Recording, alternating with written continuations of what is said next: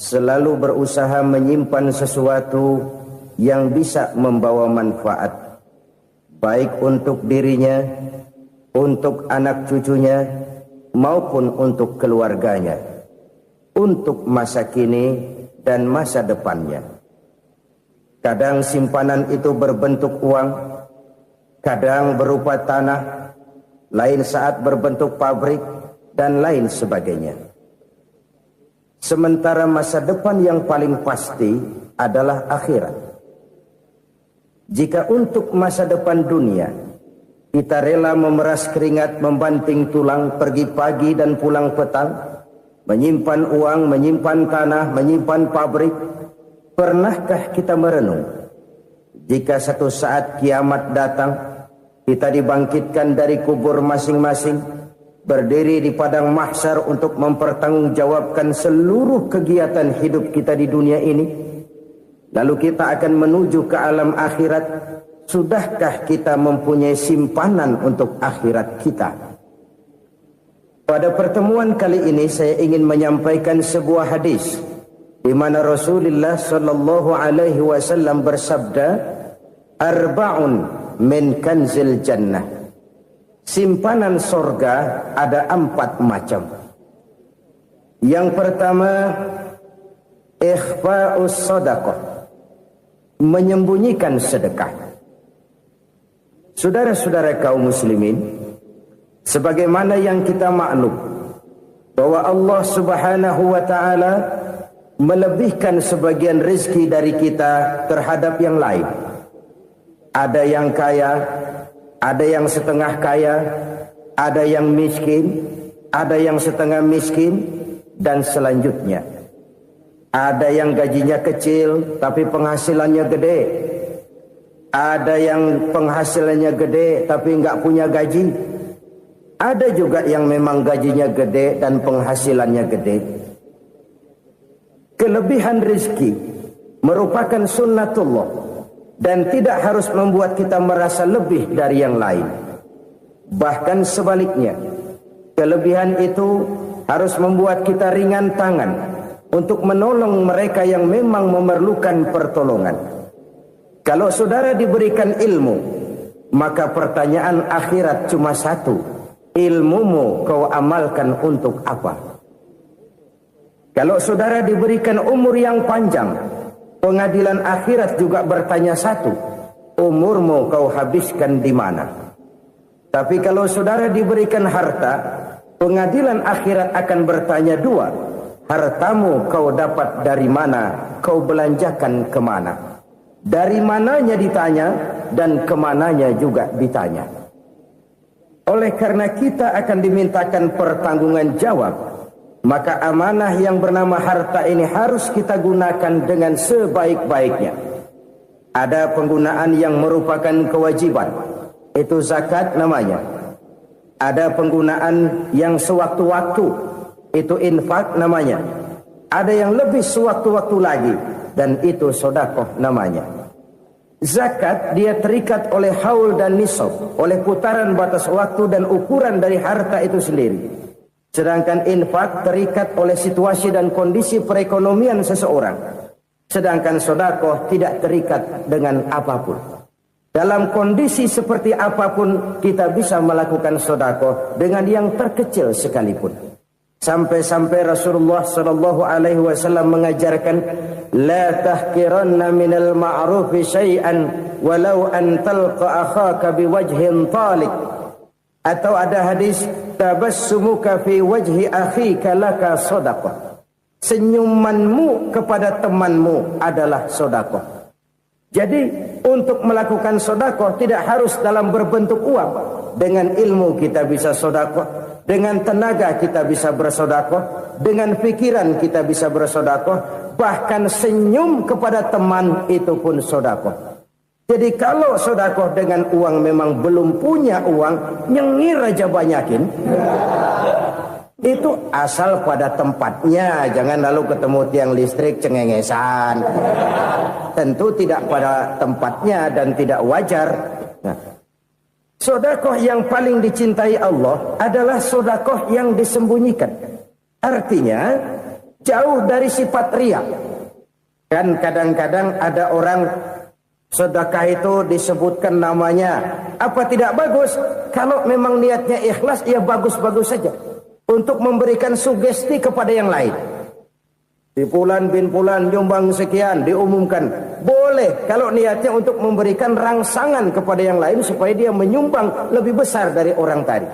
Tapi kalau itu mendatangkan riya, maka sedekah yang paling dicintai Allah adalah sedekah yang disembunyikan.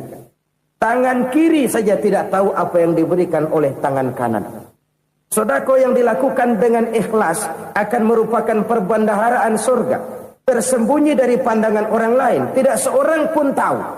Karena memang sikap yang baik adalah melupakan kebaikan dan mengingat kesalahan. Itu salah satu ciri orang bahagia. Orang yang selalu mengingat kesalahannya dan berusaha melupakan segala kebaikannya.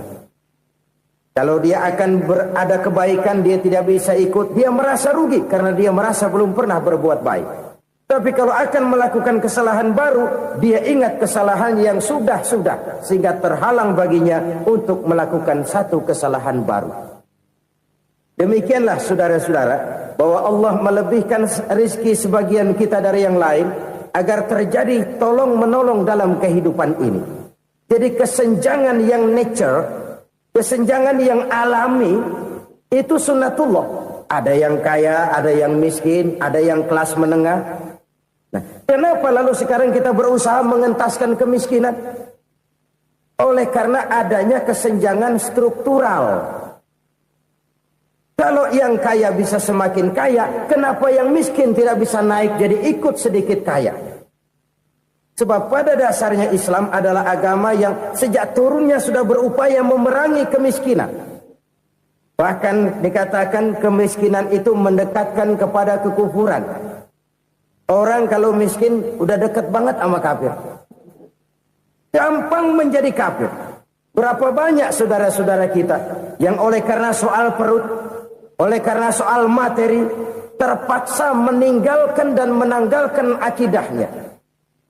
Menjual petunjuk yang diberikan Allah dengan kesenangan dunia yang cuma sebentar ini. Na'udzubillah, thumma na'udzubillah. Jadi makin kita sembunyikan satu sedekah, semakin banyak perbendaharaan kita di surga. Sedekah yang paling dicintai Allah adalah sedekah yang disembunyikan. Malahan ada seorang sufi, dia punya kebiasaan kalau pergi sholat Jumat dia bawa uang, itu uang dia taruh di bawah tikar masjid. Dia niat sedekah kepada siapa saja yang nemuin itu duit.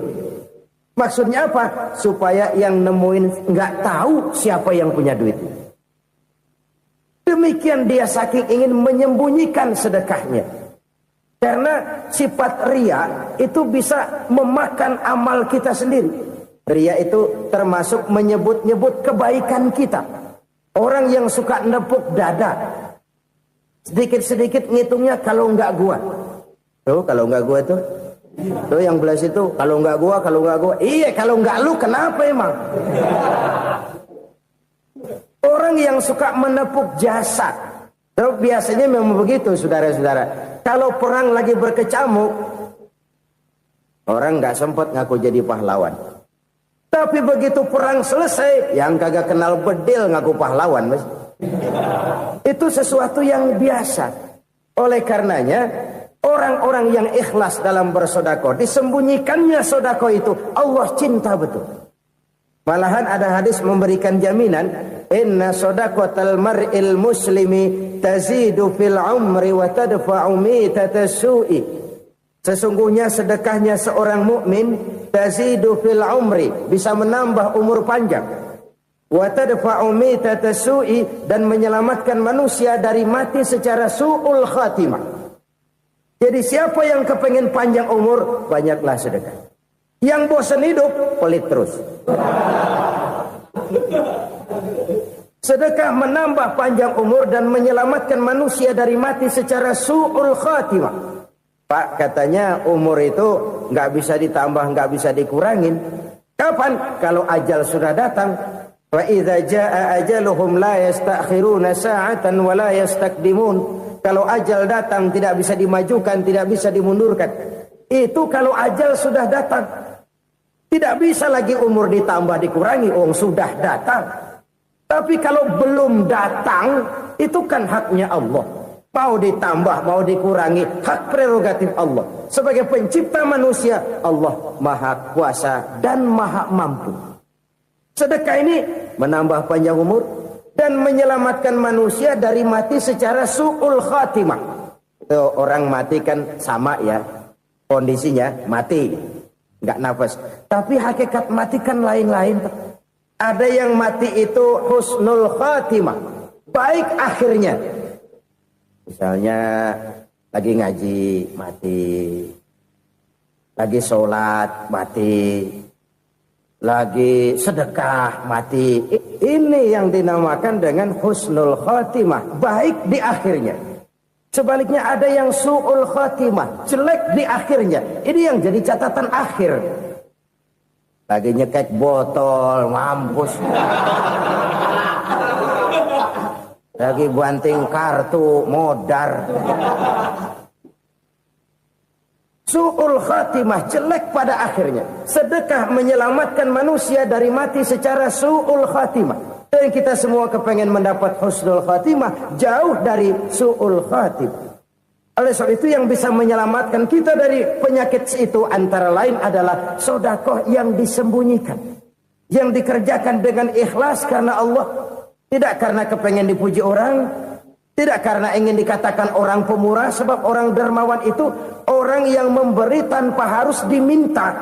Kalau masih harus diminta, ya belum dermawan namanya, masih harus diminta. Kalau nggak diminta ya tulus, lolos, polos. Saudara-saudara kaum muslimin rahimakumullah. Harta adalah amanat dan akan kita pertanggungjawabkan. Allah melebihkan rizki sebagian kita dari yang lain agar kita saling tolong menolong, bantu membantu. Nabi janjikan siapa yang meringankan beban saudaranya muslim di dunia, Allah akan meringankan bebannya di akhirat nanti. Sebuah jaminan dari baginda Nabi. Si orang yang kita bantu barangkali tidak bisa membalas, Allah yang akan membalas lewat jalan lain yang tidak pernah kita sangka-sangka. Ada orang tanya, Pak, ini ada orang nyumbang masjid sambil marah-marah, bagaimana? Saya bilang sumbangannya aja ambil, marahnya jangan. Marahnya jangan diambil, itu urusan dia. Saudara-saudara kaum muslimin rahimakumullah. Umat Islam ini kan umat yang punya potensi besar. Kadang kita merenung, kenapa kadang-kadang pembangunan masjid kok lambat sekali? Kalau hotel hari ini peletakan pertama, bulan depan peresmian. Supermarket hari ini peletakan batu pertama, minggu depan peresmian. Tapi kalau sudah yang namanya masjid, kadang-kadang peletakan batu pertama sekaligus jadi batu terakhir. 3 tahun, 4 tahun, campur nebar jalak di jalanan, duit dijaring kayak ikan sepat. Apa tidak ada orang Islam yang kaya? Banyak. Apa tidak ada pengusaha muslim yang jadi konglomerat? Ada. Lalu yang belum banyak itu yang komit terhadap nilai-nilai agamanya. Akhirnya kita jatuh jadi umat yang lemah. Belum ada pengusaha konglomerat muslim buka pabrik supermi cap beduk misalnya umpamanya atau pabrik kecap cap sorban supaya identitas keislamannya sedikit kelihatan. Kita jatuh jadi umat yang lemah karena potensi tidak terinventarisir dengan baik. Kita ini ibarat kompor yang cuma matengin nasi orang lain. Potensi kita dimanfaatkan oleh orang lain. Ukhuwah Islamiyah kita baru terbatas kepada silaturahmi. Ukhuwah di bidang ekonomi kita lemah, ukhuwah di bidang kebudayaan kita lemah, apalagi ukhuwah di bidang politik kita lebih rapuh lagi. Padahal ukhuwah itu adalah totalitas kehidupan manusia, menyangkut ipolexosbud, memerlukan nilai-nilai ukhuwah. Jadi oleh karena itu mari kita menyadari di dalam harta kita, walaupun kita yang cari, pergi pagi, pulang sore, peras keringat, banting tulang, di sana ada harta anak yatim. Di sana ada hak masjid. Di sana ada hak pesantren, di sana ada hak jihad. Berbahagialah seseorang apabila dia oleh Allah dijadikan keran. Keran itu menyimpan air, tapi tidak untuk dirinya, tapi disalurkannya kepada mereka yang memang memerlukannya. Saudara-saudara kaum muslimin rahimakumullah, ini yang pertama. Jadi perbendaharaan surga adalah menyembunyikan sedekah. Orang lain nggak tahu, kita pun nggak pernah ngitung-ngitung. Kita anggap lewat begitu saja, padahal itu deposit akhirat. Satu. Yang kedua, perbendaharaan surga itu apa? Wa kitmanul musibah, menyembunyikan kesulitan. Kadang orang takut menghadapi kesulitan. Tapi makin kita merenung, hidup ini kan sebenarnya urusan. Takut sama urusan, ya jangan hidup. Tandanya orang hidup itu kalau punya urusan. Urusan melupakan problem. Problem sering menimbulkan kesulitan. Kesulitan bukan untuk ditakuti, tapi untuk diatasi dan dicarikan jalan keluarnya. Siapa sih orangnya yang gak pernah sulit-sulit? Makin tinggi status sosialnya, makin gede urusannya. Makin tinggi kualitas imannya, makin berat tingkat kesulitannya. Cuma memang yang namanya enak itu seperti pelangi. Biang lala itu nggak pernah di atas kepala kita, di atas kepala orang melulu. Lo sih enak lo, kata kita. Dia juga bilang yang enak kan lo. Pelangi itu nggak pernah di atas kepala kita. Kata tukang beca, aduh enak ya naik Mercy. Kata tukang beca, apa yang di dalam mobil Mercy? Aduh enak bener tukang beca, di jok ngeringkuk ngorok pules bener.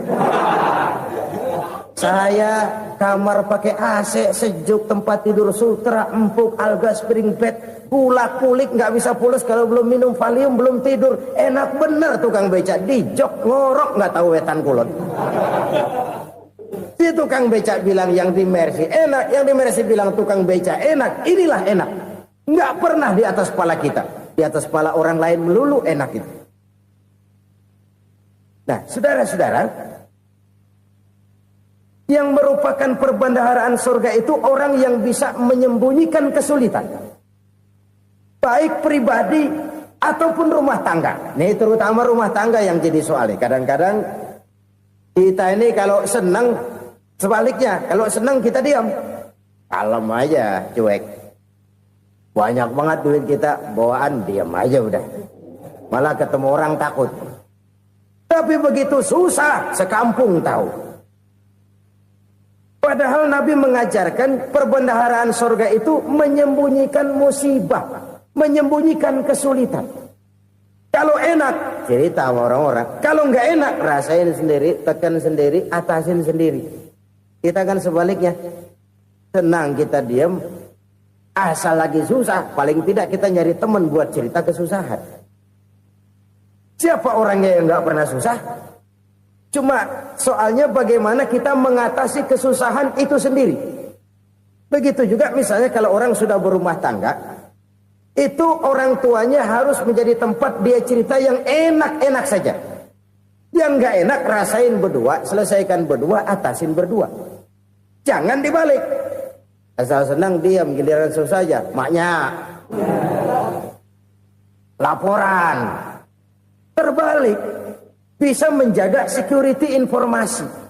Makan sama bayam, keluar diem, malah seluitan. Enak amat lo makan daging ayam. Security informasi. Saudara-saudara kaum muslimin rahimakumullah.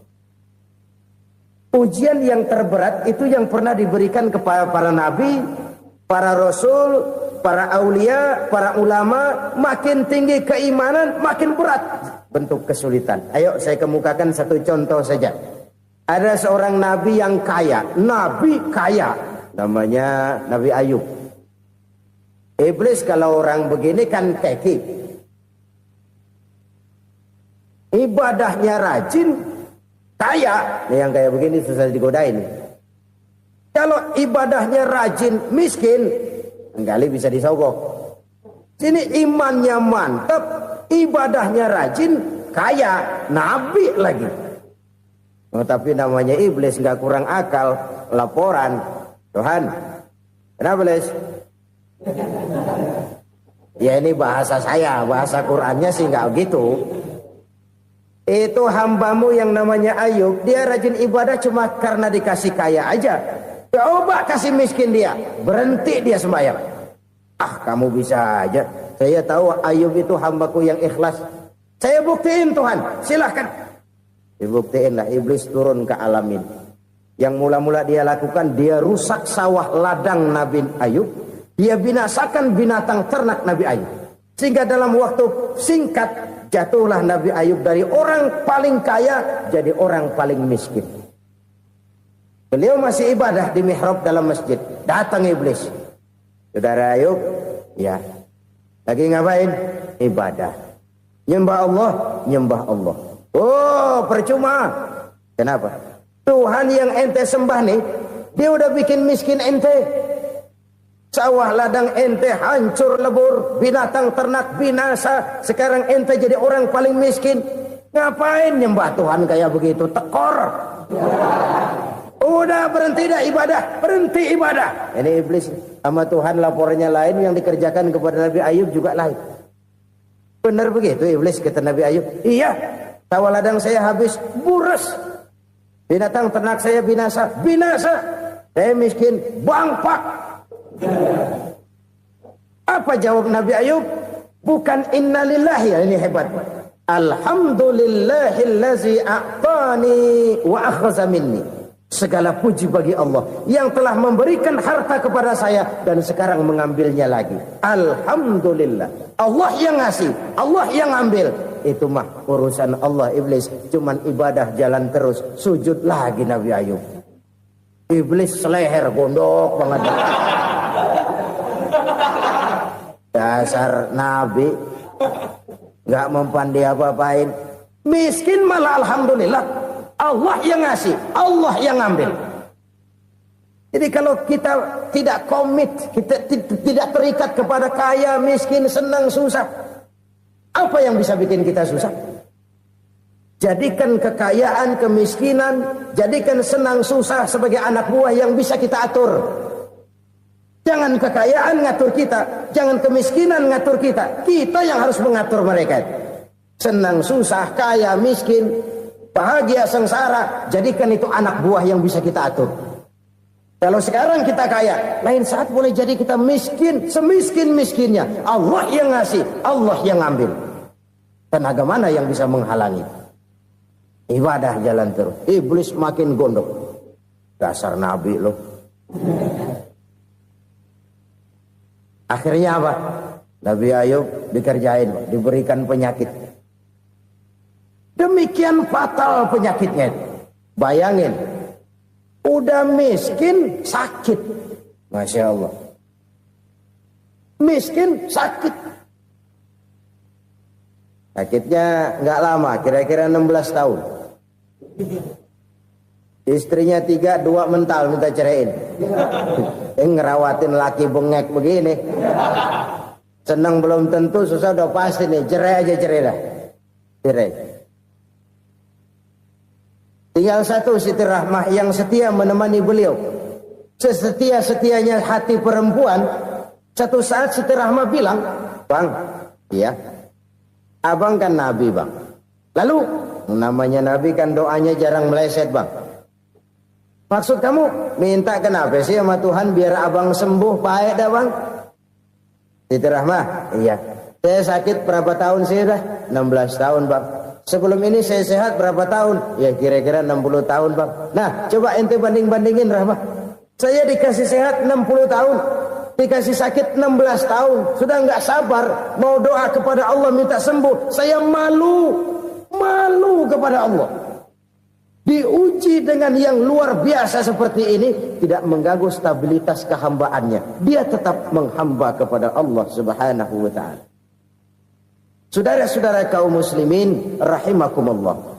Kunci menghadapi kesulitan itu apa? Allah jelaskan dalam satu ayat, wa basyiris sabirin alladzina iza asabathum musibah qalu inna lillahi wa inna ilaihi raji'un. Gembirakan orang-orang yang sabar Siapa mereka itu? Yang apabila mendapat musibah mereka kembali kepada keyakinan dasar, segalanya dari Allah dan segalanya akan kembali kepada Allah.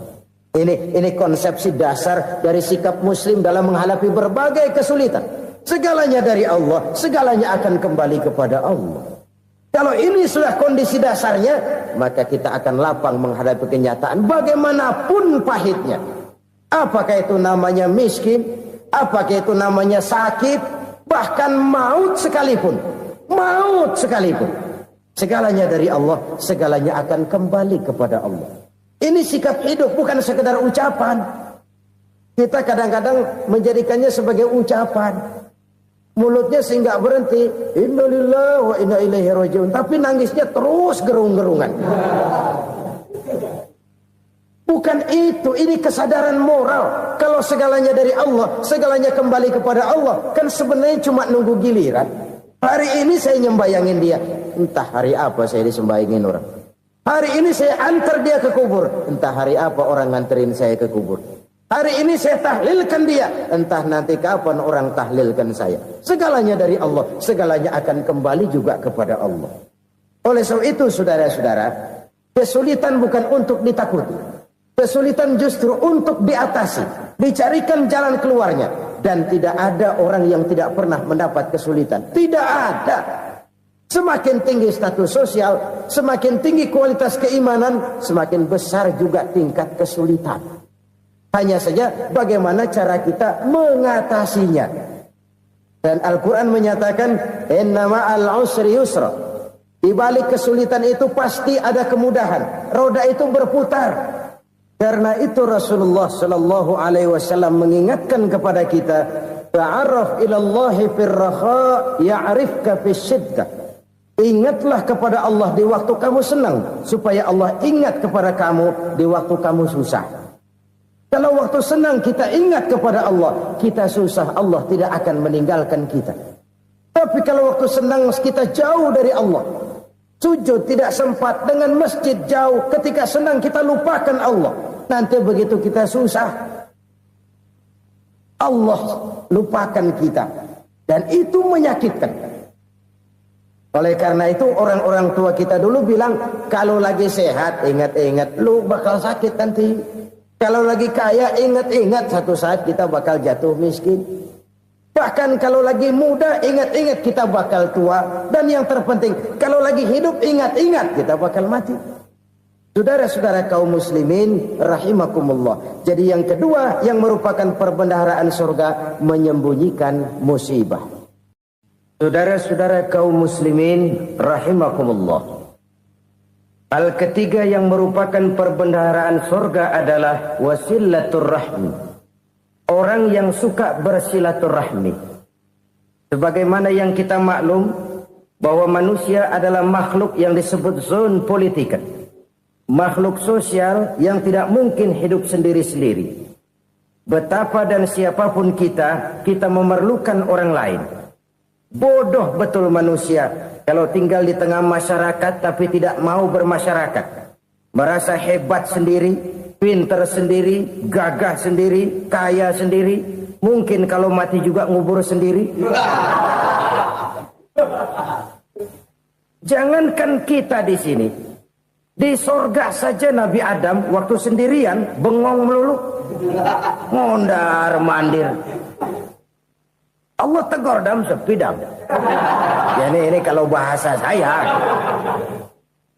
Iya Tuhan sepi ini nggak ada coret-coretan pisan ini. Diciptakan Siti Hawa baru anteng Nabi Adam.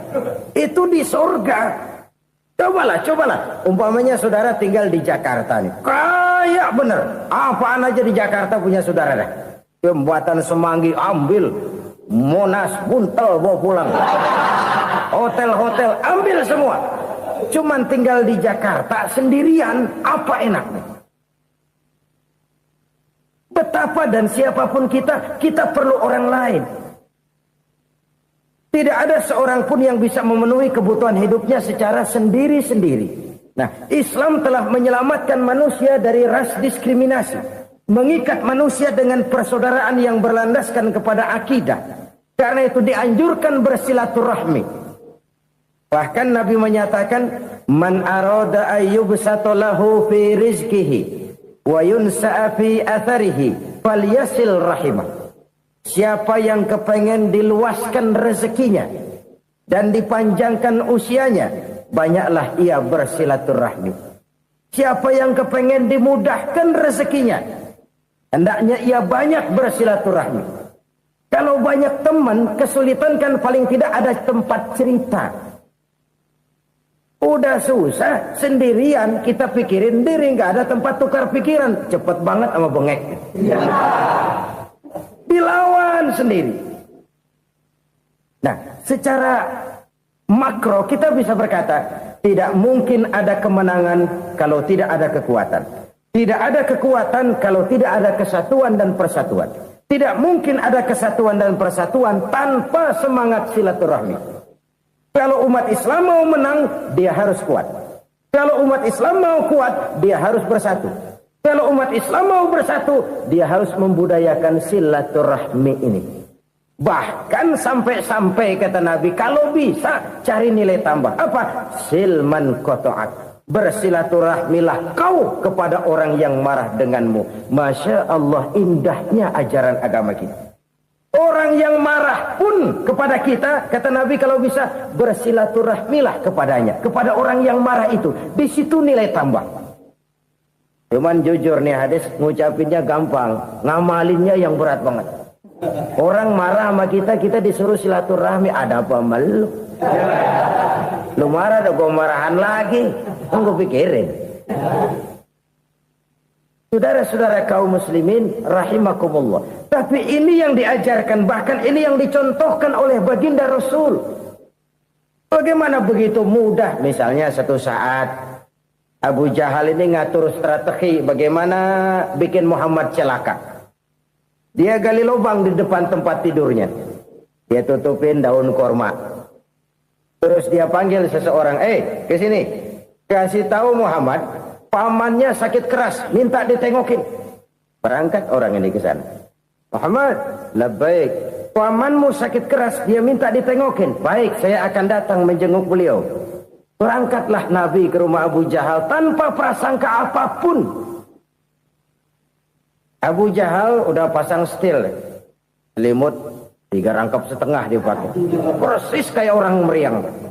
Tapi sembari ngintip dari balik selimut, begitu Muhammad buka pintu, nah masuk perangkap nih. Muhammad jalan menuju tempat pembaringan.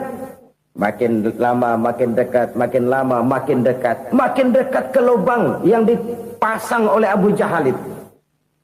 Dalam hati Abu Jahal, terus dah jatuh, mampus dah lo ini. Mampus lo hari ini nih. Apa yang terjadi? Malaikat Jibril datang. Muhammad, pamanmu cuma pura-pura sakit. Di depan tempat tidurnya ada lubang perangkap supaya kamu jatuh ke situ. Sudah, kamu pulang. Balik kanan Nabi. Sudah hampir jatuh ke lubang, balik kanan, pulang. Bayangin kecewanya Abu Jahal. Muhammad dikit lagi, Muhammad dikit lagi. Enggak paman, saya pulang aja. Emosi bangun dari tempat tidur, enggak sadar kalau lagi pura-pura sakit. Lompat ngejar Nabi, dia lupa dengan lubang yang dia gali. Serak, nyemplung sendiri ke dalam lubang.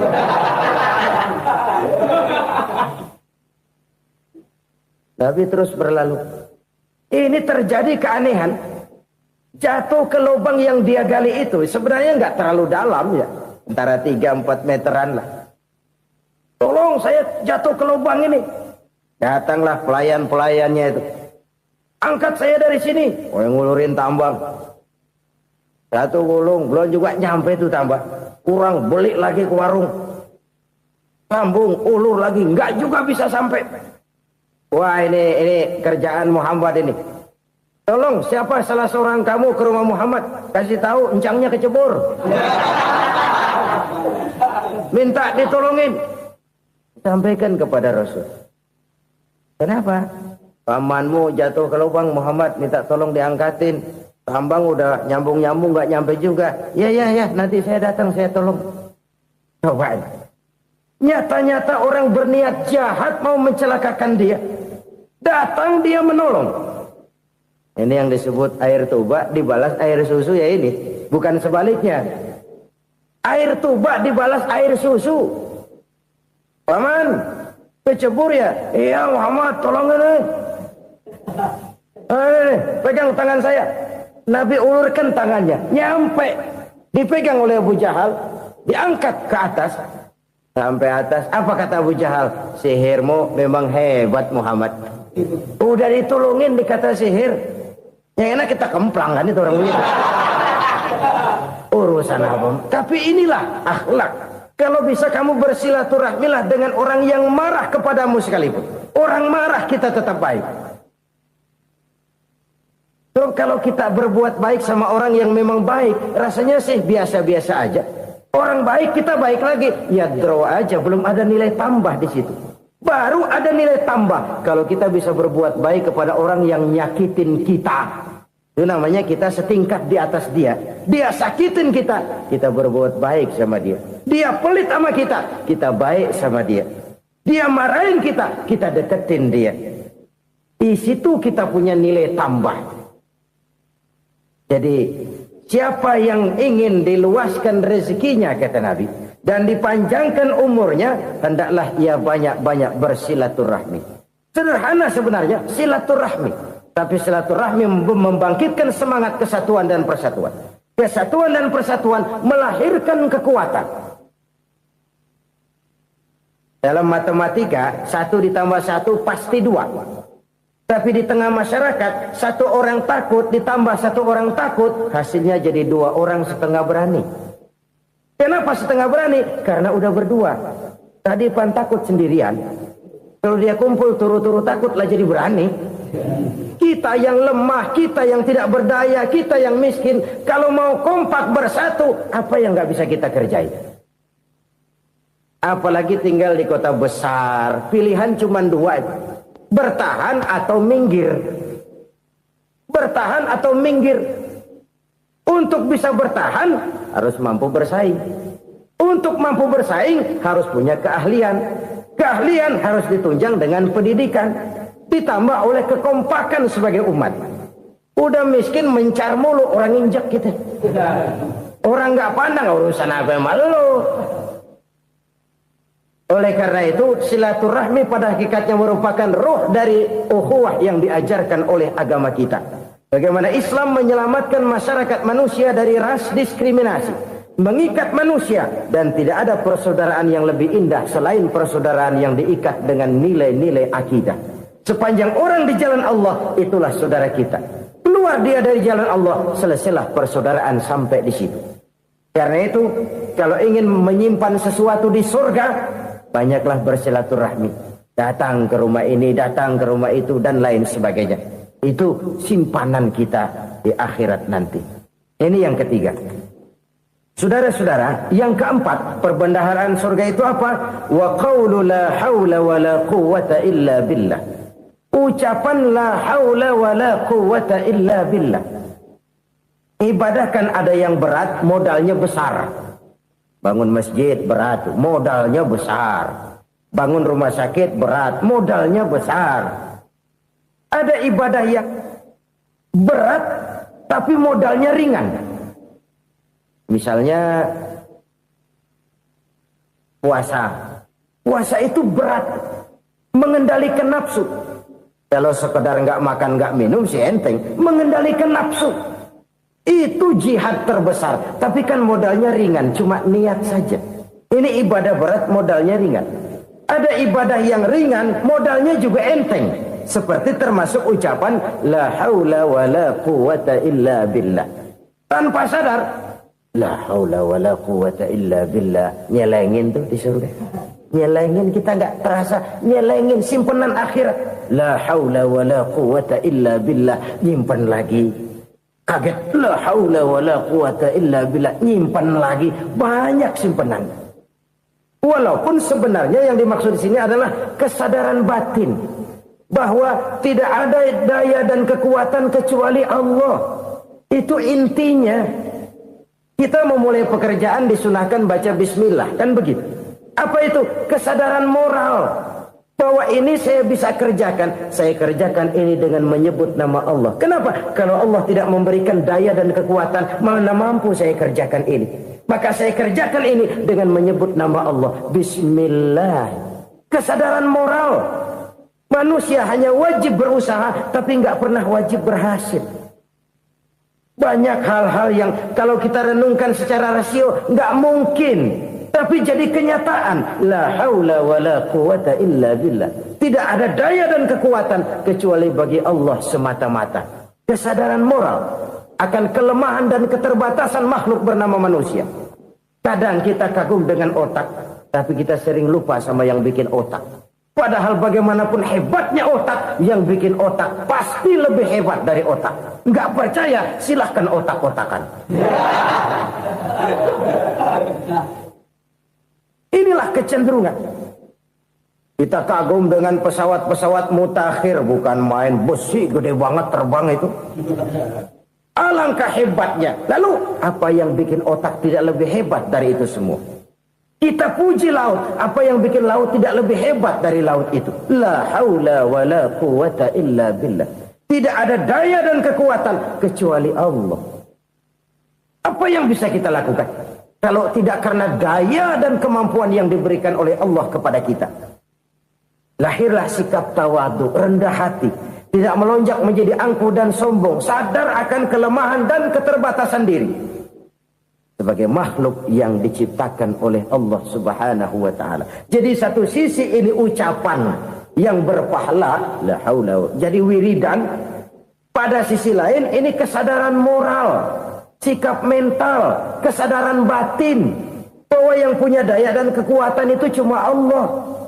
Kita nggak pantas untuk sombong, sebab sombong itu pakaiannya Allah. Kita nggak sedang pakai pakaian Allah, kegedean. Dan makin kita renungi, makin terbentur. Apa sih yang bisa kita sombongin? Kita mau sombong apa? Kayak pintar, itu kan semua relatif. Di atas langit masih ada langit lagi. Jadi oleh karenanya, marilah kita menyadari. Manusia hanya wajib berusaha, tapi tidak pernah wajib berhasil. Yang berusaha saja tidak wajib berhasil, apalagi yang tidak berusaha. Islam bukan agama orang pemalas yang selesai sholat lalu endelohom, nggelenggem ayem-ayem. Tapi Islam bukan agama orang sombong yang setelah berusaha lalu tidak memerlukan Allah. Kita bisa saja bikin proyeksi, tahun sekian kita bakal panen besar menurut perhitungan otak. Tapi ada kejadian lain. Apa? Tikus ngambek. Habis itu dimakanin tikus, panen gagal. Proyeksi rasional gagal oleh tikus-tikus yang ngambek itu. Bisa saja terjadi. Tahun depan kita panen besar. Urung. Kenapa? Musim panas panjang. Dan sekarang ini koran-koran bikin berita musim mengalami penyelewengan. Bukan cuma manusia yang nyeleweng sekarang. Musim pakai nyeleweng. Mestinya kan musim hujan udah selesai. Masih hujan-hujan juga. Musim. Nah sekarang kita boleh bikin proyeksi, kita bakal panen besar. Tahu-tahu musim panas panjang, sawah retak, air kering. Cari teknokrat yang paling botak, suruh pendekin tuh musim panas. La haula wa la quwata illa billah. Inilah kesadaran moral. Saudara, saya teringat satu saat ada seorang konglomerat. Umurnya ya kira-kira 70-an. Suatu saat dia ditanya oleh wartawan, Pak, umur Bapak berapa sih? Ya paling 10 tahun. 10 tahun? 10 tahun? Anak Bapak berapa orang? Satu saja? Satu. Harta Bapak berapa?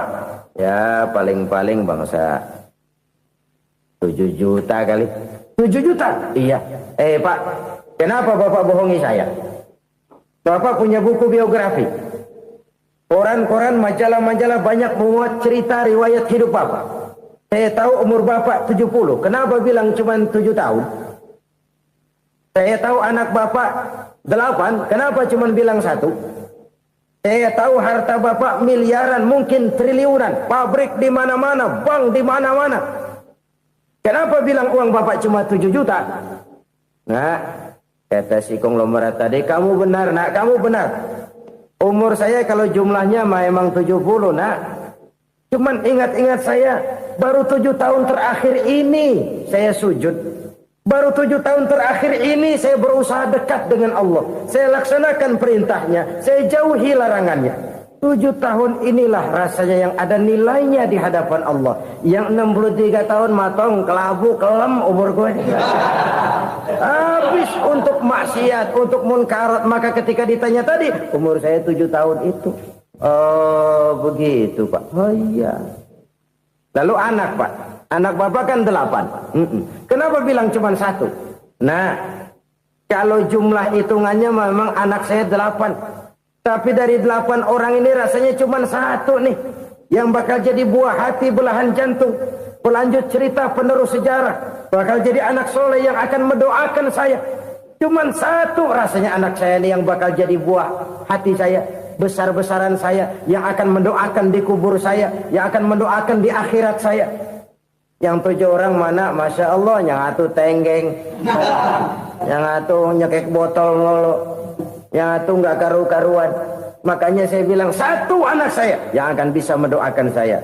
Oh begitu Pak. Iya.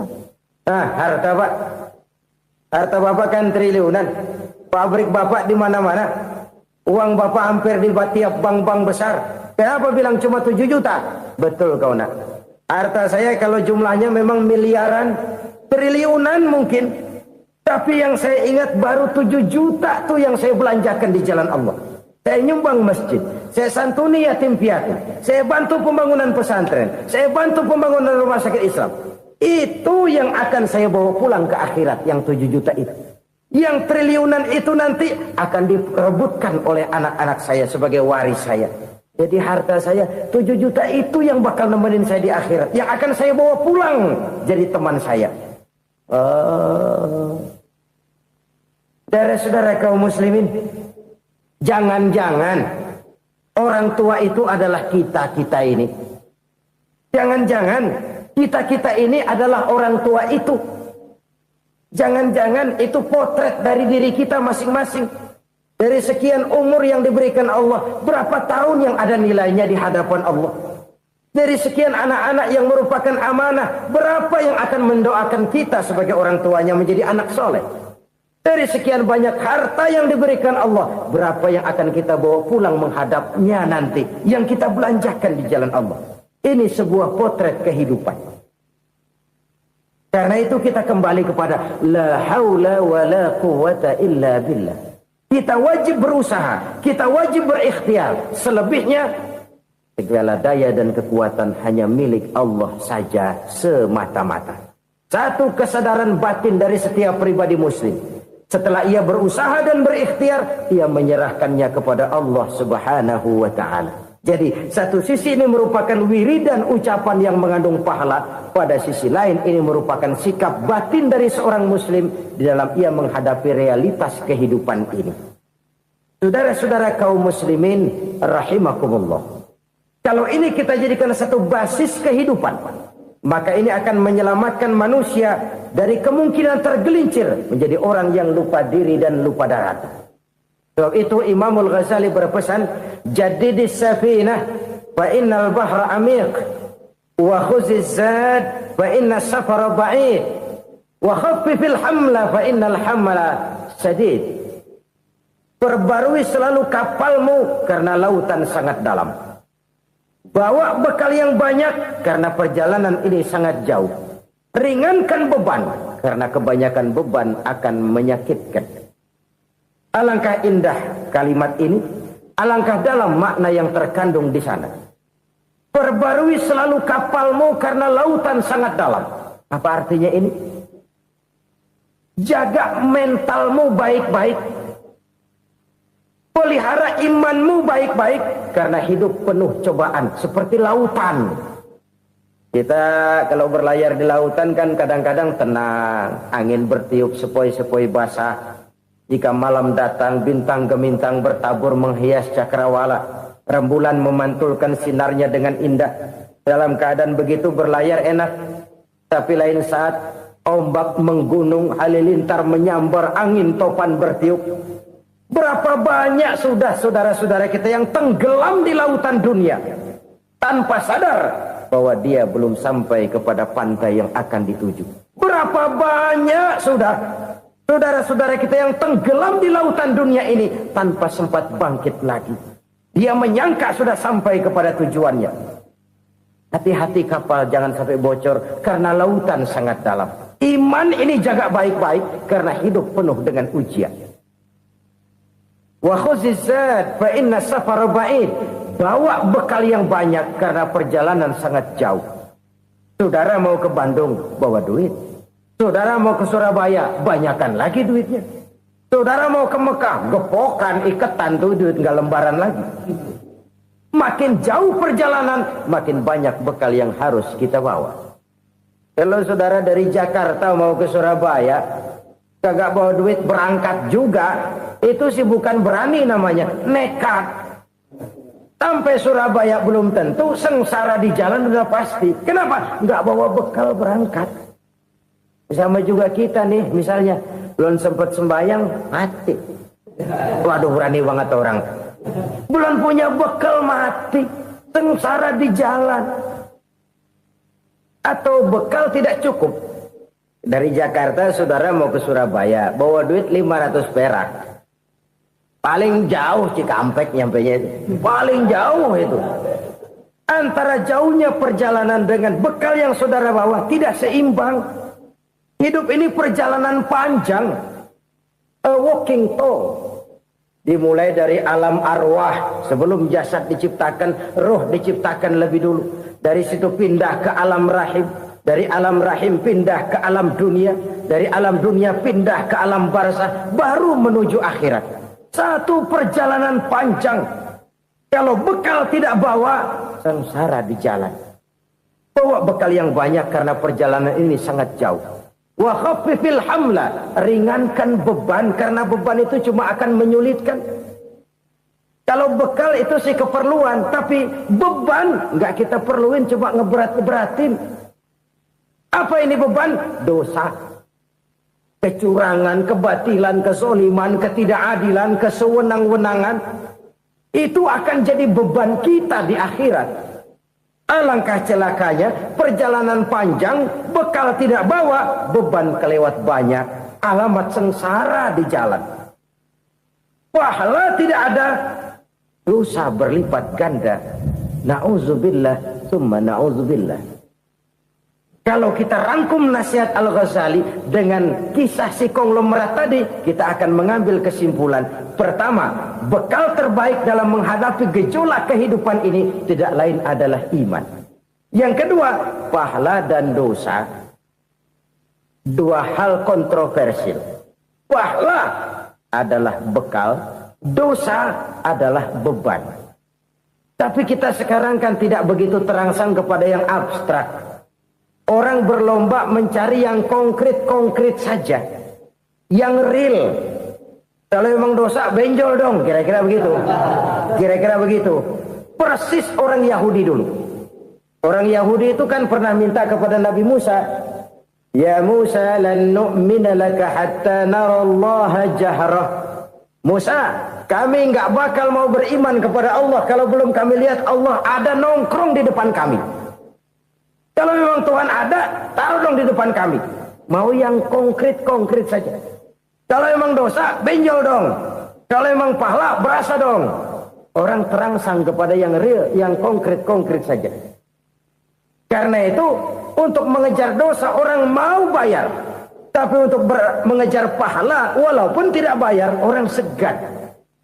Ini yang dikatakan oleh Nabi, kamu mengharapkan ke surga, tapi kamu berat melaksanakan sesuatu yang bisa membawa kamu ke surga. Kamu ingin jauh dari neraka, tapi tiap saat kamu lakukan perbuatan-perbuatan yang justru menjerumuskan kamu ke neraka. Idda'aitum an-najata minan nar wa ramaitum fiha anfusakum. Kamu ingin selamat dari neraka, tapi kamu lemparkan diri kamu ke neraka. Kamu ingin masuk surga, tapi berat sekali kamu melakukan perbuatan-perbuatan yang bisa menyampaikan kamu di surga. Saudara-saudara kaum muslimin rahimakumullah. Jadi hal keempat yang merupakan perbendaharaan surga adalah la haula wa la quwwata illa billah. Satu sisi ini merupakan ucapan yang memperberat timbangan akhirat. Pada sisi lain ini merupakan sikap hidup seorang muslim. Kesadaran batin yang sangat dalam bahwa tidak ada daya dan kekuatan kecuali Allah. Dan itu kita simbolkan pada saat memulai pekerjaan dengan bismillah, dengan menyebut nama Allah. Satu kesadaran moral, saya hanya bisa melakukan ini karena diberikan daya dan kekuatan oleh Allah. Lahirlah sikap tawadu, rendah hati, tidak melonjak menjadi angkuh dan sombong. Saudara-saudara, sampai sini dulu jumpa kita kali ini. Semoga 4 perbendaharaan surga ini dapat kita lakukan, yang kelak akan merupakan bekal kita di kemudian hari nanti. Amin ya rabbal alamin. Bapak-bapak, ibu-ibu, saudara-saudara kaum muslimin rahimakumullah. Di dalam kehidupan kita sebagai seorang muslim, minimal 5 kali dalam sehari semalam kita mendengar seruan untuk mendirikan solat yang disebut azan.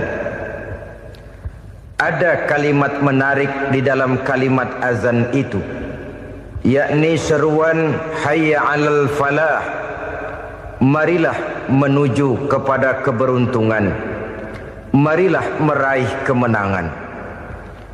Seruan ini adalah kecenderungan dari setiap manusia, apapun warna kulitnya. Artinya, setiap orang dalam hidup selalu ingin meraih dan mencari kemenangan. Kemenangan akan melahirkan kepuasan batin, dan kepuasan batin memberikan kebahagiaan. Sedangkan kekalahan melahirkan penderitaan batin, dan penderitaan batin menjerumuskan seseorang di dalam berbagai bentuk kerugian. Jikalau inilah seruan azan, maka masalahnya ialah apa yang menyebabkan kita meraih kemenangan. Al-Quranul Karim memberikan tuntunan dan ajaran kepada kita bahwa orang-orang yang memperoleh kemenangan itu tidak lain adalah orang-orang yang bertakwa. Hanyalah mereka yang bertakwa kepada Allah Subhanahu wa ta'ala pada akhirnya akan tampil sebagai pemenang.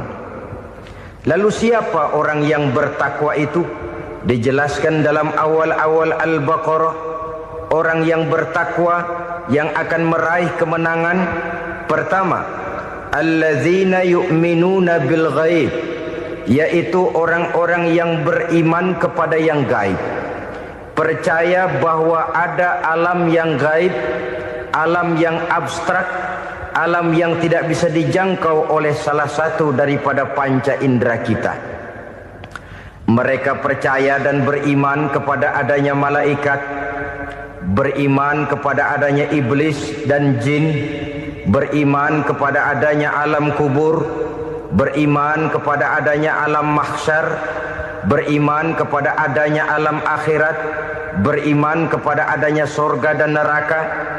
Beriman bukan cuma sekedar beriman dalam ucapan bibir saja, tetapi beriman yang nilai iman itu mampu mewarnai gerak dan gaya hidupnya. Iman yang meresap sampai ke tulang sumsum, kemudian memberikan dampak positif di dalam kehidupan manusia. Alam, kita tahu, adalah sesuatu yang selain Allah, dan Allah bukanlah alam. Apapun namanya selain daripada Allah, itu adalah alam. Alam pada hakikatnya terbagi menjadi 2. Ada alam syahadah, alam nyata, alam konkret, alam yang bisa dijangkau oleh salah satu indera kita. Kemudian ada alam ghaib, alam yang tidak bisa dijangkau oleh panca indera kita, alam metafisika, alam abstrak, alam yang wajib kita imani keberadaannya. Kita percaya bahwa malaikat itu ada, Kita percaya kepada jin, bahwa jin itu ada. Kita percaya kepada adanya iblis dan setan. Bukan percaya kepada iblis dan setannya, percaya bahwa iblis dan setan itu ada. Itu termasuk salah satu daripada sifat orang yang bertakwa kepada Allah. Saudara-saudara kaum muslimin rahimakumullah, kecenderungan pembangunan yang lebih bersifat materialistis biasanya menggeser aspek kehidupan rohani. Orang berpikir empiri, dan dalam pola pikir yang demikian maka alam gaib tidak lagi mendapat perhatian. Aspek kehidupan yang bersifat rohaniah malah mulai ditinggalkan. Akibatnya terjadilah kepincangan di dalam kehidupan kita. Pernah ada satu pengalaman pribadi dalam perjalanan kembali ke tanah air. Dalam pesawat di sebelah kanan saya duduklah seorang Jerman namanya Heiner Simonsen. Iseng saya ajak kenalan, saya ajak ngobrol, saya tanya dia. Saya bilang, Mas Heiner ini, kalau pesawat yang kita tumpangi ini jatuh ke bawah, kira-kira apa yang bakal terjadi, Mas? Dia bilang, kita semua akan mati. Begitu? Iya. Oke. Apa itu mati? Tanya saya. Dia bilang, untuk tahu apa itu mati, kita harus tahu lebih dahulu apa itu hidup. Saya pikir nih bule bisa ngomong juga. Baiklah kata saya. Apa hidup menurut Anda itu? Oh, hidup itu dia bilang, kalau seluruh anggota badan kita bekerja secara normal, paru-paru memompa darah secara normal, jantung berdetak secara normal, sel-sel tubuh bekerja secara fit, dan organisme tubuh hanya mau bekerja secara normal, dia bilang, kalau kita memberi makan yang cukup, menu yang teratur, dan gizi yang lengkap. Saya bilang, kesimpulannya apa, Ner? Dia jawab, hidup adalah dari tangan ke mulut. Life is from the hand to the mouth, kata dia. Hidup adalah dari tangan ke mulut. Jadi masalah hidup tidak lebih daripada masalah isi perut. Orang pergi pagi, pulang sore, peras keringat, banting tulang, perut yang dibelain. Saya bilang, you are wrong. Sampean salah, Ner. Kamu orang Islam bukan? Bukan. Pantas.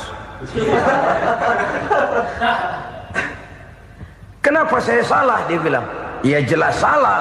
Salahnya di mana? Kamu ini manusia. Kalau hidup cuma dari tangan ke mulut, saya bilang, kambing di kampung saya juga begitu pikirannya, Ner. Itu kambing di kampung saya, asal perutnya kenyang, sudah hidup dia. Perkara besok bagaimana, lusa prospeknya macam mana, bulan depan ada apa, kambing nggak pernah mikir. Di kampung saya kambing juga pikirannya begitu. Kamu Kristen ya? Tadinya. Loh kok tadinya, lalu apa sekarang kamu ini? Dia bilang, sekarang saya netral. Saya tidak beragama, tapi saya percaya kepada Tuhan sebagai pencipta alam. Saya ingat benar dia bilang, I haven't any religious, but I believe to God as the creator of the world. Kenapa bisa netral begitu, Ner? Habis saya bingung katanya. Islam bilang Islam baik, Kristen bilang Kristen baik, Hindu Buddha bilang Hindu Buddha baik, semua agama baik. Saya netral sekalian, nggak beragama. Yang penting saya percaya kepada Tuhan. Saya bilang, Ner, kamu ini kayak orang mau beli celana. Lalu bingung, yang satu bilang Levi's bagus, yang satu bilang Blue Jean hebat, yang satu bilang Wool England hebat. Celana ini hebat, celana itu bagus, celana ini hebat. Semua celana bagus, kamu bingung. Akhirnya netral, tidak pakai celana. Itu juga salah. Saya pikir-pikir, kemudian saya melihat bahwa dua pola berpikir Heiner ini nampaknya sudah mulai menggejala di lingkungan masyarakat bangsa kita. Disadari atau tidak, secara jujur kita harus berkata, dua pola pemikiran Heiner ini mulai berkembang di tengah masyarakat bangsa kita. Pertama, pola pikir materialisme. Hidup adalah dari tangan ke mulut. Masalah hidup tidak lebih masalah isi perut. Itu yang perlu dibela, dan disitulah arti kehidupan. Pergi pagi, pulang sore, peras keringat, banting tulang untuk mempertahankan perut. Kalau sudah kemari cara orang berpikir, maka buat apa percaya kepada yang gaib? Untuk apa sholat? Untuk apa puasa? Untuk apa zakat? Untuk apa menghadiri majelis taklim? Tanpa kepercayaan kepada yang gaib, hidup berjalan menurut alur empiris dan materialis. Kalau sudah ke sana cara orang berpikir, biasanya orang lalu cenderung menghalalkan segala cara. Hanyalah orang yang percaya bahwa akhirat ada. Hanyalah orang yang percaya bahwa alam kubur itu ada. Hanyalah orang yang percaya bahwa malaikat itu ada, hidupnya akan lebih terarah dan terkendali. Karena kepercayaan kepada yang gaib, yang merupakan fase daripada kehidupan setelah hidup yang sekarang ini, mewarnai gerak pribadi seseorang di dalam dia melakukan kegiatan hidupnya. Pola berpikir materialisme, disadari atau tidak, mulai menggejala di lingkungan masyarakat bangsa kita. Hidup tidak lebih dari urusan tangan ke mulut, mulut ke tangan, tangan ke mulut. Asal perut sudah kenyang, hiduplah sudah. Perkara bagaimana prospek hari yang akan datang, bagaimana akhirat, tidak jadi persoalan. Ini yang oleh Nabi diperingatkan, ad-dunya sijnul mu'min wa jannatul kafir. Dunia adalah penjara bagi orang beriman dan surga bagi orang kafir. Dulu di zaman Belanda hadis ini pernah disalah tafsirkan, disalah artikan, digunakan sebagai senjata untuk mengkebiri dan membuat impoten umat Islam. Sudahlah umat Islam gak usah macam-macam, kata Belanda. Dunia ini kan penjara buat orang Islam, surga buat orang kafir. Di penjara jangan bertingkah.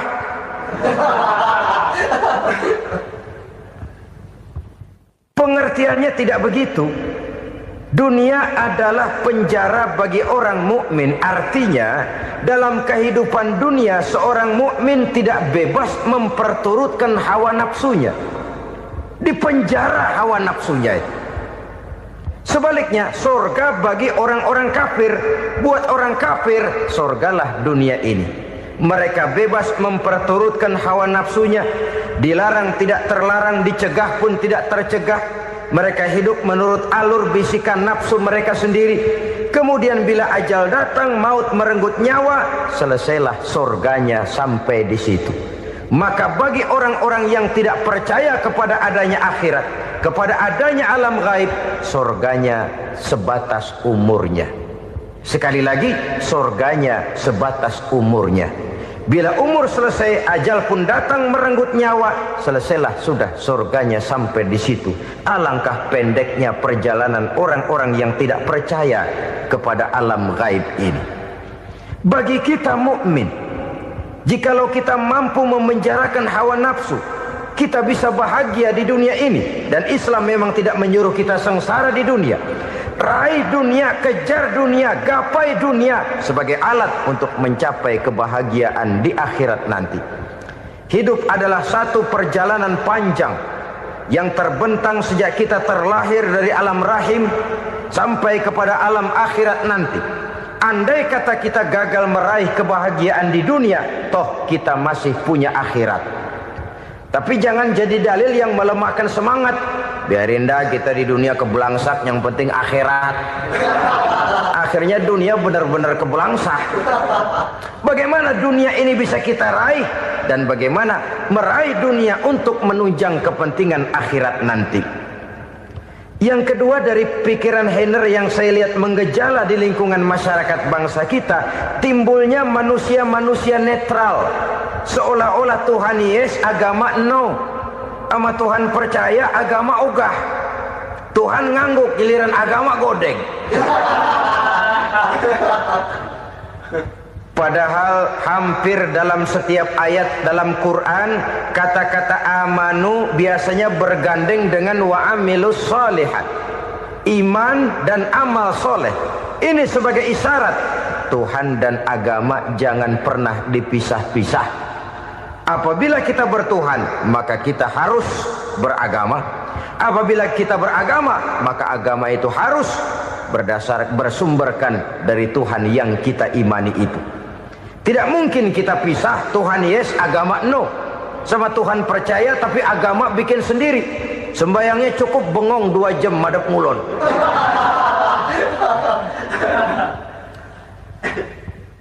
Saudara-saudara kaum muslimin rahimakumullah. Jadi dengan demikian, agama yang kita akui merupakan unsur mutlak di dalam pembangunan sekarang ini, merupakan bagian dari kehidupan yang menuntun kita bahwa di balik alam nyata ini, di balik alam syahadah ini ada alam gaib.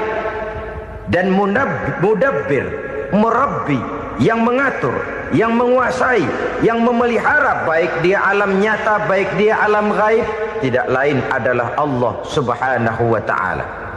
Di sana ada satu super power, satu maha kekuatan yang kita perlu bersandar kepadanya.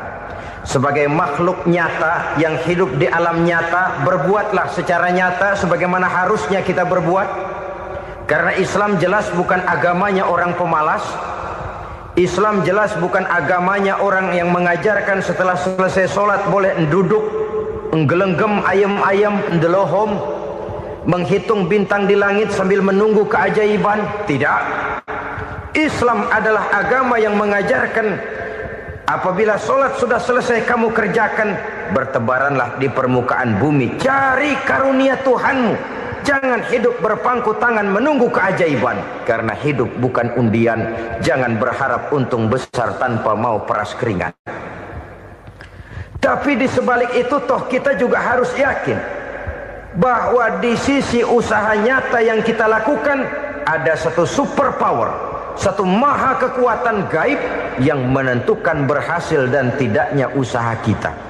Kepercayaan kepada hal semacam inilah yang mendorong kita untuk mempunyai sandaran vertikal, agar jikalau usaha ini berhasil kita tidak lupa diri dan lupa daratan. Jikalau usaha ini gagal kita tidak putus asa dan buruk sangka, tidak cupik pandangan dan sempit hati, tapi mampu melihat persoalan dengan kacamata putih sambil husnuzon kepada Allah Subhanahu wa ta'ala. Kita percaya malaikat itu ada. Ada yang namanya raqib dan atid, mengawasi gerak hidup kita sampai kepada gerak hati kita. Ini memberikan sugesti agar kita berhati-hati. Tidak sejengkal tanah pun kita bisa berlindung dari pengawasan raqib dan atid. Ada munkar nakir yang akan menyoal kita di alam kubur. Ada malaikat Malik, penjaga neraka. Ada malaikat Ridwan yang menjaga surga. Kita percaya kepada adanya jin. Kita percaya kepada adanya setan, iblis. Percaya kepada adanya, bukan mempercayai si setan, si iblis lalu menjadikannya sebagai teman. Tidak. Percaya bahwa mereka itu ada dan merupakan makhluk Allah yang gaib yang diciptakan Allah Azza wa Jalla. Kepercayaan kepada alam gaib memberikan motivasi terhadap gerak lahir manusia, sehingga dengan motivasi kepercayaan kepada yang gaib, gerak lahir jadi lebih terarah, jadi lebih terpelihara. Pernah seseorang bertanya, "Pak, apakah adanya akhirat bisa dibuktikan secara ilmiah?" Saya bilang tidak bisa, tidak bisa. Kenapa? Karena yang berangkat nggak pernah pulang kemari lagi. Kalau dia pulang kemari bisa kita tanya bagaimana enak di sono. Cuma secara moral saya katakan, lebih beruntung orang yang percaya kepada akhirat daripada yang tidak. Sekarang saudara percaya akhirat ada, lalu saudara baik-baik di dunia, sholat, puasa, zakat, menolong orang lain, menebarkan kebajikan. Saudara mati, andai kata akhirat tidak ada, toh dalam hidup saudara sudah berbuat baik. Paling tidak nama saudara akan dikenang sebagai orang baik. Sebaliknya, saudara percaya, kata saya, bahwa akhirat tidak ada, lalu hidup semau-maunya, tenggelam dalam maksiat dan munkarat, menentang Allah, tidak mau ruku dan sujud. Lalu saudara mati, kemudian akhirat ada, ayo mau apa? Bekal tidak punya. Jadi secara moral lebih beruntung orang yang percaya kepada adanya akhirat daripada yang tidak percaya. Dan itu alam gaib yang tidak bisa dibuktikan secara eksat. Jangankan untuk membuktikan seperti itu, dalam kehidupan sehari-hari saja yang kita rasakan tidak selalu berbentuk toh. Angin, bagaimana sih bentuknya angin? Kita tidak tahu. Merah, buktinya kalau dikerok merah. Yang merah itu kulit, yang kulit kita bukan anginnya. Sakit, rasa sakit itu ada, tapi bagaimana bentuk sakit? Kita nggak pernah tahu. Kalau kita makan cabai pedas, bagaimana bentuk pedas itu tidak ada, tapi rasa ada. Bentuk pedas hijau, cabainya bukan pedasnya. Tidak semua yang kita rasakan bisa kita gambarkan dalam bentuk yang konkret. Oleh karena itu, sekali lagi bahwa kepercayaan kepada alam yang gaib mampu memberikan satu sugesti yang menata kehidupan seseorang lebih lurus, lebih terarah, dan lebih terkendali. Maka wajar kalau kepercayaan kepada yang gaib mengantarkan seseorang untuk meraih kemenangan. Kenapa? Dia percaya kepada yang gaib, bahwa akhirat ada, bahwa alam kubur ada, bahwa pertanggungan jawab itu ada. Maka dia lalu tidak hidup saenae udele dewe gitu loh. Tidak hidup menurut seleranya sendiri, terarah, teratur. Ini cirinya yang pertama. Orang bertakwa yang akan meraih kemenangan, mereka beriman, mereka percaya kepada yang gaib. Bahkan hal-hal konkret saja selalu berangkat dari yang gaib. Saudara-saudara, para remaja, para pemuda sekarang ini tidak pernah tahu toh siapa yang akan jadi teman hidup saudara. Kita bisa saja ngerancang, mentargetkan, tapi toh akhirnya yang namanya jodoh bukan kekuasaan kita. Rezeki di luar kemampuan kita. Begitu juga ajal, maut, jodoh, ajal adalah contoh-contoh konkret bahwa pada akhirnya yang gaiblah yang menentukan. Bertahun-tahun ngelancong, emang jodoh seret, nggak jadi.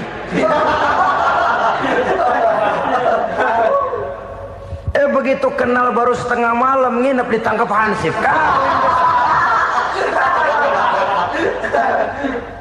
Hal-hal semacam itu kadang-kadang kita berpikir suuzon, gilet, perempuannya cakep banget, lakinya rebek amat.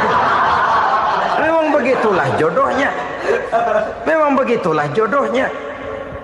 Saudara hadirin ma'asyiral muslimin yang saya hormati, jadi hal-hal yang konkret saja kita yakini sepenuhnya ditentukan oleh satu superpower yang gaib itu tadi. Dari sanalah segala ketentuan itu berangkat dan kesanalah segalanya akan kembali. Maka kepercayaan kepada yang gaib meluruskan gerak hidup seseorang dan itu akan mengantarkan dia kepada meraih kemenangan. Satu. Yang kedua, wa yuqimuna shalah. Orang bertakwa yang akan meraih kemenangan itu adalah orang-orang yang mendirikan sholat. Kenapa sholat mengantarkan orang untuk meraih kemenangan? Yang jelas, inna sholata tanha anil fahsya'i wal munkar. Sholat mampu mencegah manusia dari perbuatan keji dan munkar. Banyak filsafat hidup yang terkandung di dalam sholat ini. Sejak kita wudhu sampai kita menghadap ke arah kiblat, sampai kita melakukan gerak-gerak sholat, bacaan-bacaan yang ada di dalam sholat, lalu sampai kepada mengucapkan salam. Banyak filsafat hidup yang terkandung di dalam sholat. Umpamanya saja, setelah takbiratul ihram mulai kita dengan sholat dalam posisi berdiri, diajarkan dalam kitab-kitab fikih agar kita melihat ke arah tempat sujud. Ini kan filsafat kehidupan. Kalau kamu sholat dalam posisi berdiri, lihat tempat sujud. Jangan sholat mata jelalatan, sebab nanti bisa mengurangi kekhusyuan. Jadi wajar kalau yang dikatakan bahwa yang paling afdol adalah shaf yang di depan. Kenapa? Secara harfiah pengertiannya akan lebih mengundang kekhusyuan. Kenapa? Kalau kita di shaf paling depan di masjid umpamanya paling banter kita lihat tembok. Tapi kalau kita shaf di tengah atau di belakang, orang-orang di depan kita pun akan kelihatan. Yang bajunya loreng, yang bajunya genggang, yang bajunya macam-macam. Kita lihat, kadang-kadang kita pikirin, ada yang bajunya bolong. Kita sholat tapi dalam hati, nih orang bajunya robek yang nggak tahu apa. Ada saja hal-hal yang mengusik kekhusyuan kita. Oleh sebab itu diajarkan dalam posisi berdiri, lihat, arahkan pandangan matamu kepada tempat sujud. Ini kan filsafat kehidupan. Maksudnya apa? Kalau lagi diri lihat dong tempat sujud. Kalau udah di atas ingat dong sama yang bawah. Kalau sudah tinggi ingat dong dari mana kamu berangkat. Kalau sudah berkuasa bantu dong yang lemah. Kalau sudah kaya santuni dong yang miskin. Kalau sudah alim bimbing dong yang awam. Ini filsafat kehidupan. Dalam posisi berdiri kau lihat tempat sujud. Ini akan melahirkan kepekaan sosial di mana seseorang mau tahu kepada orang lainnya. Bagaimanapun kaya kita, tinggi pangkat dan jabatan kita, jikalau hidup hanya untuk kepentingan perut sendiri saja, rasanya belum membawa manfaat di dalam kehidupan kita. Tapi efek yang tertinggi sesungguhnya, sholat mencegah manusia dari perbuatan keji dan munkar. Perbuatan keji dan munkar walaupun kelihatannya mendatangkan uang, membawa keuntungan, tapi itu keuntungan semu, keuntungan sementara. Dengan menipu orang lain kita bisa dapat untung, tapi tidak membawa berkah. Dan itu adalah kerugian besar dalam kehidupan kita. Maka untuk meraih kemenangan harus dimulai dengan membentuk kepribadian yang tegar, memiliki sandaran vertikal yang langsung kepada Allah Subhanahu wa ta'ala. Dan itu hanya bisa kita tempuh melalui jalur ibadah formal yang sudah ditentukan Allah, yakni sholat yang 5 waktu. Untuk memperkuat itu ada sholat-sholat sunnah, rawatib, nawafil sebagai terminal kontrol cadangan untuk memelihara stabilitas temperatur batin di dalam kita berhubungan dengan zat yang maha gaib, yaitu Allah Subhanahu wa ta'ala. Orang sering bertanya, Pak, itu tetangga saya nggak sholat, duitnya nggak habis-habis, Pak. Nggak sholat tapi mobilnya tambah terus. Nggak sholat tapi usahanya makin maju. Tapi di sisi lain ada orang yang rajin sholat, rezekinya butak bener. Anaknya mana kurus, mana korengan. Saudara hadirin ma'asyiral muslimin rahimakumullah. Harus saya katakan bahwa sholat memang bukan untuk cari duit. Sholat adalah sandaran vertikal kita kepada Allah. Sedangkan soal rezeki itu berkaitan dengan sifat Allah Maha Pengasih dan Maha Penyayang. Allah Maha Pengasih